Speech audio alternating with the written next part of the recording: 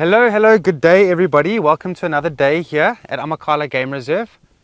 And it is nice weather at the moment, so we're quite excited to be out.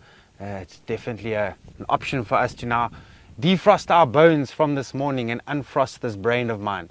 Hope you're all doing well. My name is Andrew and I do have Mr. Mpho still behind the camera. Everything's going good on our side.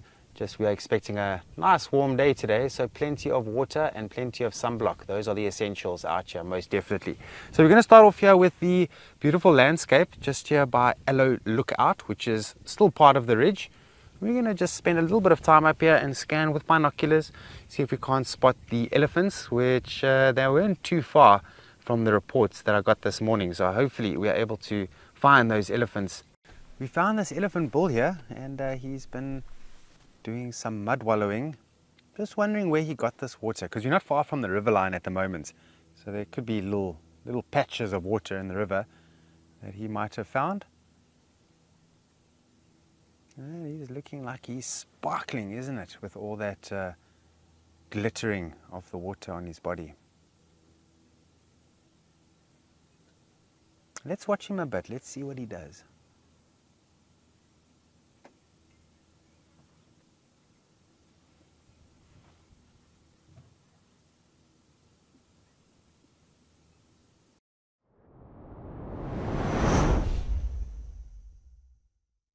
So here we are in Djuma, and we clearly have this lovely waterbuck bull that is with us,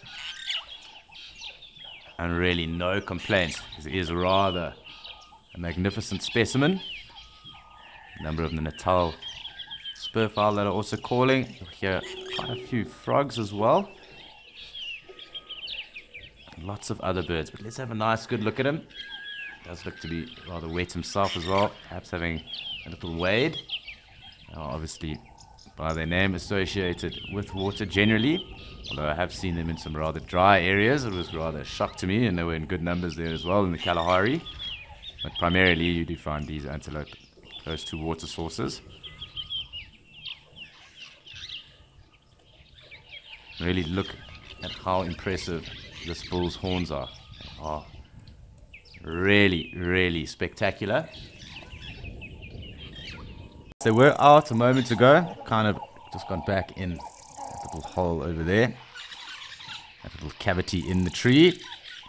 You'll notice its head just popping out and about. A couple of days ago we did have a juvenile gymnogene or African harrier hawk that had tried to raid this cavity. They did manage to fend it off, so good to know that these two's parental instincts are strong.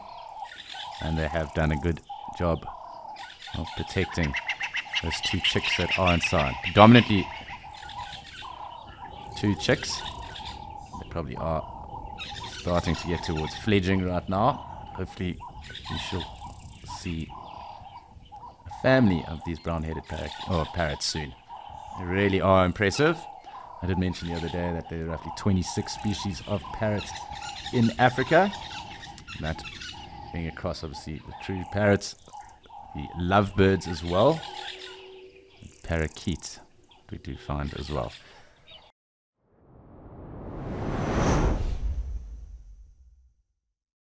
And as you can see, that typical beak, that spoon-shaped beak, and just wading through the water.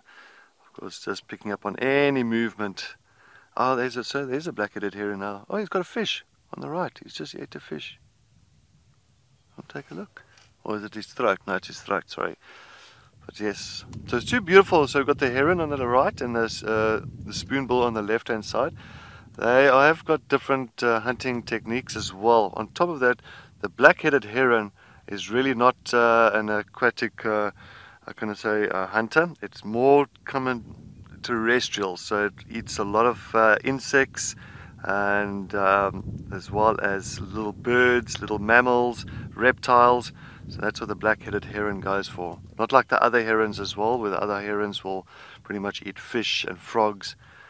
But this one's more the terrestrial side of things. We have, of course, your spoonbill that's busy wading through the water at the back end. That one, of course, is looking for any fish and frogs.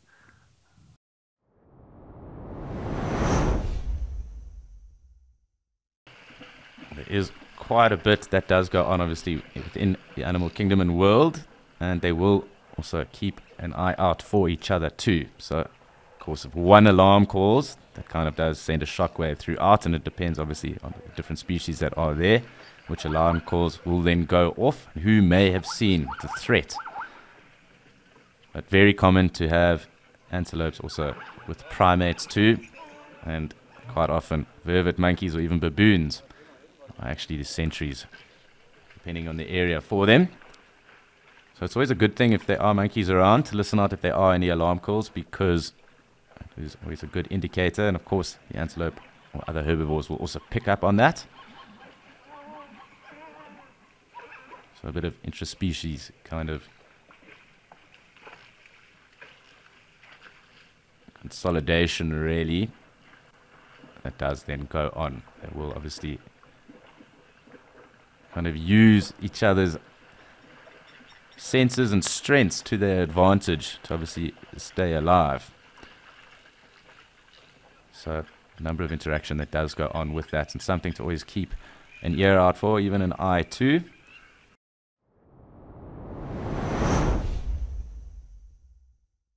Alright, so we have found something quite interesting over here.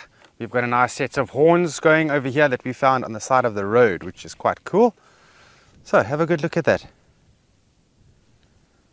Quite a nice specimen of a kudu. Not very old, unfortunately, but did get killed by lions at some point. We can see that this is badly damaged in the front here. So definitely a big carnivore took this animal down. And again, just like the other horns that I've managed to show over the past few days, that the snout or muzzle of the kudu has been crushed. So we know that this is a big carnivore that took this animal down. So Mpo, let's try and get where the stick is going, where my finger is. So you can all see that clearly. So as I put this stick through the spirals of the horns, you can see that the stick is actually leading to the eye socket over here.